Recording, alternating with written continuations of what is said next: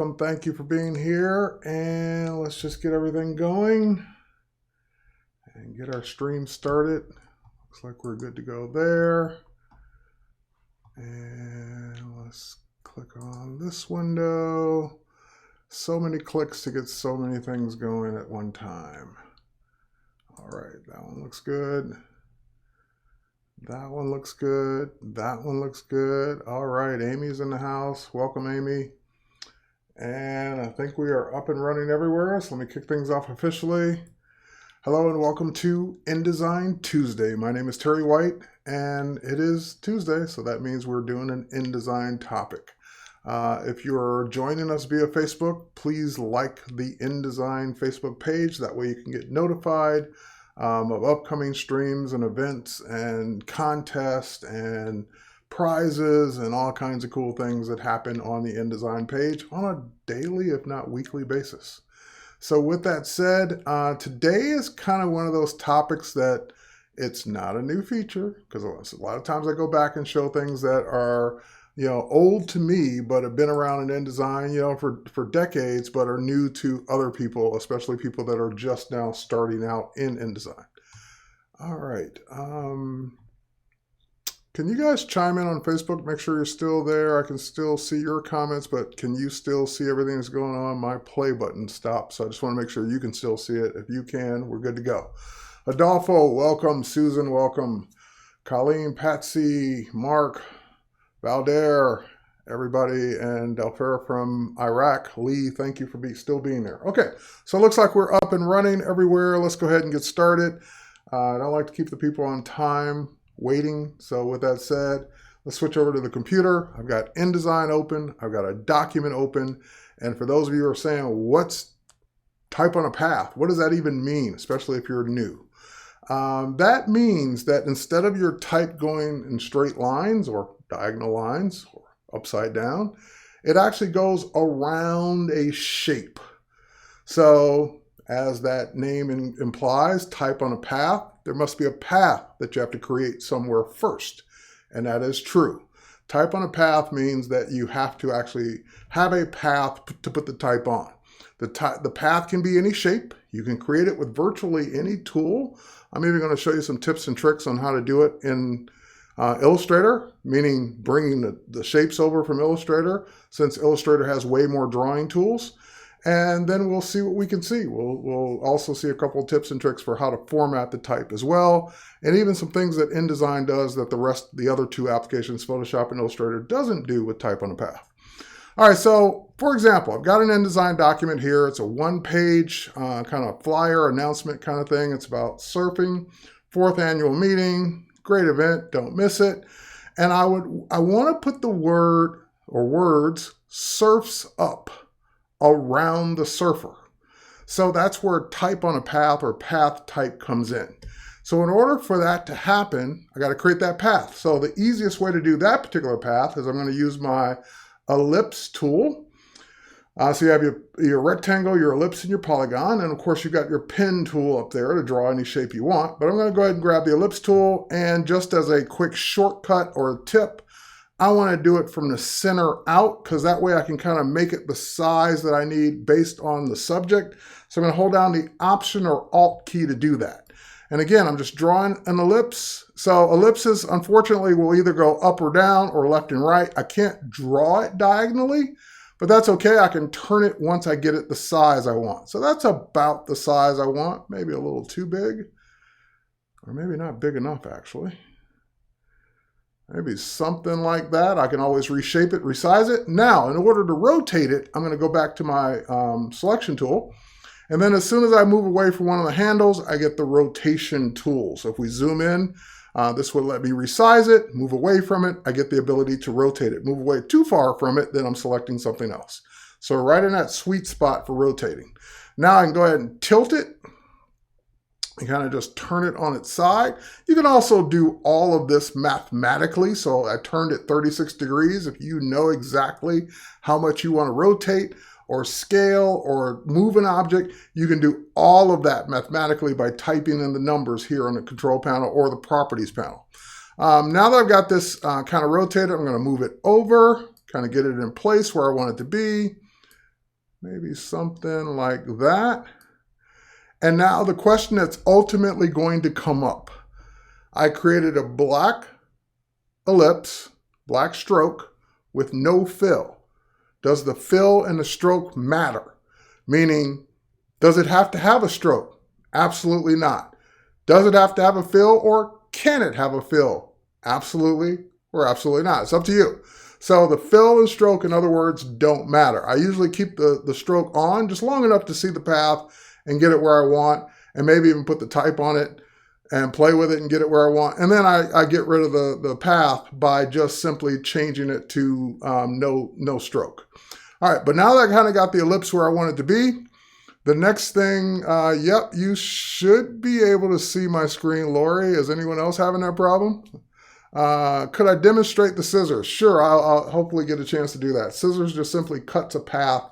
So while we're waiting for Lori, someone asked real quick if I can demonstrate the scissors. So for example, if I were to take the ellipse tool and do it up there, and I were to grab the scissors tool, and the scissors tool basically allows me to click and then click to cut that particular path. So maybe you wanted a half circle, but you didn't want to have to draw it with a pen tool.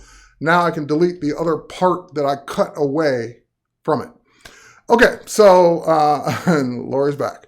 All right, so that's the scissors tool, kind of diverted topic. And that's not a bad thing, because sometimes you might want to draw a path just like that to put type on. So, and maybe you do need to still see the stroke. So scissors tool, thanks for asking for that, because that kind of ties into what we're talking about. Okay, back to our story. So the regular type tool, which I had switched off of, but if I were to use the regular type tool and I were to come over here and hover, it's going to want to put the type inside of that path. Now you can, if you use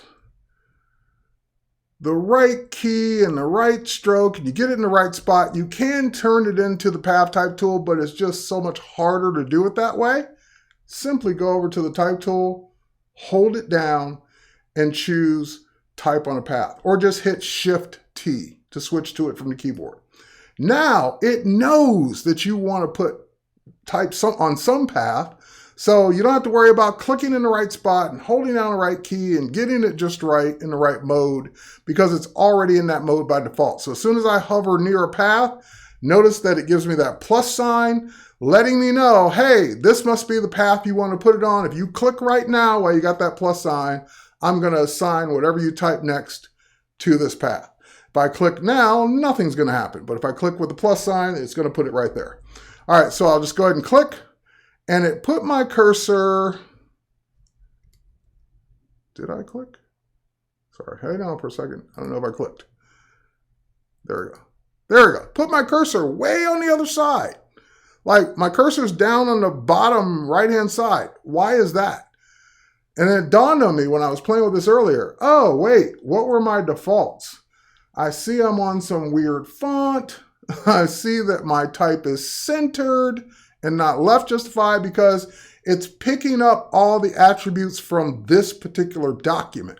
So however the person that created this document left it, they left it on that font, which I don't want to use. They left it on centered, alignment, so forth and so on. So if I begin typing right now, surfs up,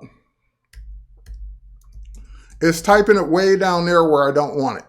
Okay, so how can I fix this? Well, first thing, I can just simply go back to left alignment. When I go back to left alignment, it puts the cursor, it puts the type where I clicked, meaning, oh, you must want to start the type right here. Therefore, I'm going to left align the type and go out from that. Problem solved. And you wouldn't have that problem normally if you're starting a document from scratch, because your default probably is left align. All right, but just that was kind of a troubleshooting thing. If the type is somewhere else, like on the path, check your alignment to make sure your alignment's where you want it to be. Okay, so now I've typed surfs up, maybe not in the right font, maybe not in the right size, definitely not the right size, maybe not the right color. Can I fix this? And Adolfo's asking a question about inverting the type. We're gonna get to that as soon as I get done. All right, so let's format this. So I can hit Command A, select all, selects all of the type. I can hit Command Shift greater than, which is the type keyboard shortcuts I would normally type to make type bigger. I can hold down my Option and left arrow to kern the type so I can get the type tighter together. And of course, I can also pick the font that I want. So let's get something like Ephra Heavy. All right, so now that I got that, the next thing you might want is, of course, let's make it a little bigger.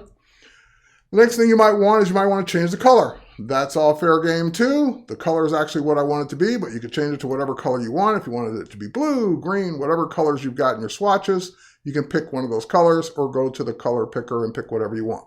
But I'm going to go back to white, which is what I wanted. All right, paper. And now the question is, okay, let's click off that for a second. I don't like the position of it. I like that it's on the top actually, but it's now interfering with the main type surf, and I don't want it to do that. I want it further over to the left. Oh no, I clicked in the wrong spot. I should have clicked the plus sign further down the path. No worries. You don't ever have to live with what it gave you. You can always adjust it anywhere around the path you want. The trick is knowing how. So while you're in the type tool, it's going to use type formatting commands. Left justify, right justify, center, bigger, smaller, different font, different color, leading, kerning, all that stuff. But while you're in the selection tool, now you're selecting the type or the object that you typed it on as an object. So therefore you can move the type around the path with the selection tool. So if I grab the selection tool and I click on the path, you'll notice that I get these two, like, I don't know what to call them other than handles. There's two of them, even though it looks like there's only one. One's facing that way, one's facing that way. To this day, I don't know why InDesign always puts both of them on one side. Technically, one should be on the right side, one should be on the left side, and you would never need to mess with it unless you need to move your type. So I'm going to grab the one that's facing that way and pull it. And that lets me pull it around the handle, or around the path. Now, when I pull it around the path, it's going to automatically create a problem. Here's the problem. My text disappears. Why? Because what I just did was they were together. I pulled them apart. So I adjusted the beginning of the type, for the lack of a better term, and the end of the type. And if you can see both handles now, one's here and one's there. They're not spread enough apart to show my type. So my type instantly went into an overset situation. So all I'd have to do is just keep spreading them apart. Maybe that one's where I want it to be. Take this one now, if I can get it, and then pull it further along. And then boom, my type starts to show back up. So let's do it again, pull it some more. So I get the rest of my type. So the rest of my type's there. It's pulled along the path where I want it. I don't ever have to worry about them overlapping anymore because they're pulled far enough apart. So let me zoom out. Let me zoom out. There we go. And now I can play all I want. I can pull this one further along. I can push it further up. And you got to make sure you grab the right one. There we go. Push it further up. And I can get this exactly positioned where I need it to be along the path. Okay, so now I kind of got it. I'm getting there where I want it to be. I no longer need to see the black oval. The black oval was just to get me there. I no longer need to see that. So I can go to the stroke for that, and I can say no stroke, and it gets rid of the stroke for that circle, the circle or the oval. The ellipse is still there, but it just, you can't see it anymore because I got rid of the stroke for it. Okay, so the question now is, what do you want to do? Again, you can pick up the whole thing. You can move the whole thing around because now I'm just picking up the oval itself or the ellipse itself, putting that where I want. I can still select the text. I can go around, I can choose whatever letters I want. I can still track, kern, and adjust the leading if I needed to. I can do any of those things I would normally do with type, and of course I can keep adjusting it. Okay, so we kind of got that just about where we wanted. I would probably kern it a little tighter, just a little tighter. Something like that. Yeah, there we go. Surf's up, and if I deselect, that's kind of what I wanted. Okay, and again, we can play with different fonts, different colors. Now at that point, you're just styling it. But let's go on with the feature itself. So I'm going to go ahead and add another page. Let's just drag another page on, and now we get to play with some other features and some of the questions I got. So first question that I saw, and I wasn't planning on doing it this way, but I'm going to just show it real quick. Let's say you draw a perfect circle. Let's say you go to your path type tool, or type on a path tool, and you click where you want it to be. And of course it put it in the center because that's the default for this document. And now I say, elect me as your leader, okay? The common button style. So let's make that bigger. Let's pull it around where we need it to be. And again, we deal with these handles. Pull this handle around, pull that handle around, and kind of get that, oh, not enough. Pull it around some more. Elect me to be your leader. And of course, then I can get that centered just the way I want it around the button. Now the next question becomes, what if I want, let's say I duplicate this, hold down my Option key, because I need to create some text on the bottom of it. Like I need the text to go around the inside. So I can take this existing text, and I already showed you two elements of path or type on a path. The handle on the left, the handle on the right. But there's a third handle. You can barely see it. It's actually, we zoom in, it's this little red handle sticking up in the middle. It will always be center of your type. So if your type's this big, it'll be right here. If your type's this big, it'll still be right here. It'll be wherever the center of your whole thing is. Once you know where that is, and by the way, you won't see it unless you pull those handles out, it won't show itself. But once it's there, you can then pull on it to pull the type. If I grab it, there we go. I can pull on it and then put my type around the inside of the shape. Or as Adolfo asked, can I inverse it? Can I flip it on the inside? So yes, you could do that. So in this case, if I were really trying to do this, one of the easiest things to do would just be able to make the circle bigger. So that way I would, and of course now I just messed it up, but I'd make my circle bigger so that it would go around, I would basically create a circle around the outside of this type so that when I typed on the inside of that circle, it would still line up with this type. Having the circle be the same size, this is always going to be too small for what you're trying to do. So if you put it on the inside, it's on the inside. So what you really want is you want that text to be on the outside. So therefore, don't duplicate, make a bigger circle, then flow your text on the inside. Okay, now that we got that out of the way, let's talk about Illustrator real quick before we finish. So, and two things actually. Which one do I want to do first? Let's do this one first. Let's say that no, we'll do the Illustrator one first. All right, let's pop over to Illustrator. Now, like I said, in InDesign, we've got the ellipse, the rectangle, the polygon tool, and the pen tool. Those are pretty sufficient for InDesign. But of course, in Illustrator, which I'm in right now, you've got a ton more drawing tools. You've got drawing tools that InDesign never had and probably will never have. For example, if I go to my line tool and I tear these tools off, I've got a line tool like InDesign, but I've even got an arc tool. So if I just want to draw curves, I don't have to draw a circle and cut it. I don't have to use the pen tool. I can just draw an arc right there with that tool. I've also got one of my favorites, which is the spiral tool. The spiral tool was one of those tools I used a lot back in the day when this technique was popular. Because you could drag out a spiral like that. And you could use your up and down arrow key to increase the amount of spiral or less, so you can get it just the way you want it. And now that you got that, it's just a vector at this point. Don't save it, don't add it to the library, don't do any of that. Just simply go up to the edit menu, copy it, head over to InDesign, and paste it. When you copy and paste from Illustrator to InDesign, it comes over as an editable vector. If you were to save it out and place it, then it's going to come in as a graphic. You won't have access to the vectors like I'm about to now.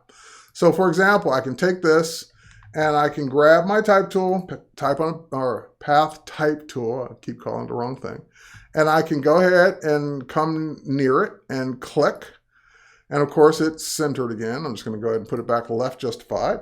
And then I can say type on a path is a really cool retro kinda feature in Adobe InDesign and really takes advantage of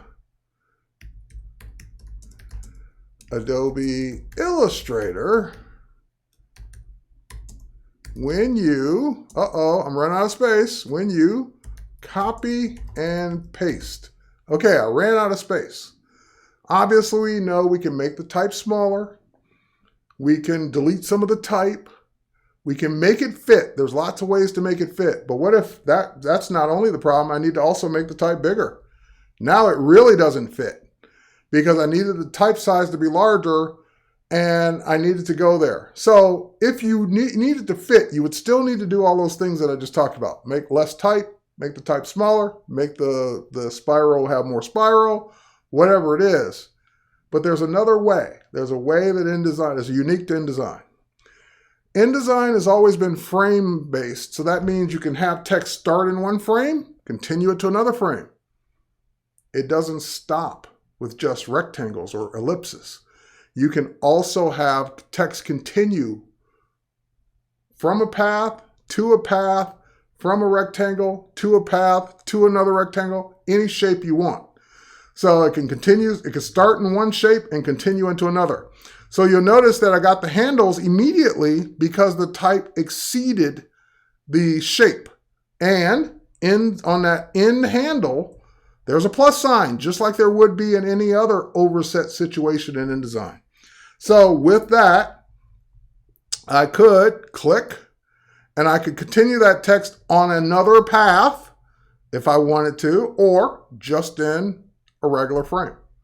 So you can have text flow from one shape to another shape easily in InDesign. So for example, if I go here and I make, I don't want to make, oh yeah, okay, let's make it all bigger. The word Adobe now came over from the shape. So before it was that, so the shape, the spiral ended with Adobe, and that's kind of a weird spot to have it in. So I just make the type a little bigger, so it pushed Adobe into the frame. And of course, now we have another overset situation. So I can just make that frame bigger or continue that text into another shape. So for example, let's say I did this. And let's, do I still have that on the clipboard? I do. And now let's say that we want to take, and there's a line going through that. Let's say we want to take this and continue it. I don't know that's going to let me continue it this way, so let's do this first. Path type. There we go. Click. There we go. And now if I go continue, I can continue it onto that shape. So all I did was take the path tool, click on that path to set it up for incoming type and whether I type it or not. So I've basically continued my text. And if we look at the text frames, show text threads, and we turn off preview, I can see it go from one shape. If we select it, there we go. From one shape to that shape to that shape. And it finished. So type can go from one path to another path.